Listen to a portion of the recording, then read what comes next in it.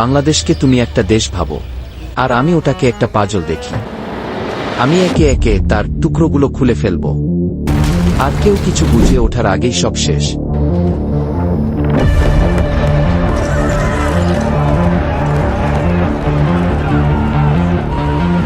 তুমি দেশ বাঁচাতে এসেছো, আর আমি এসেছি দেশটাই মুছে দিতে। এবার দেখা হবে কে জেতে, দেশপ্রেম না ধ্বংসের নেশা।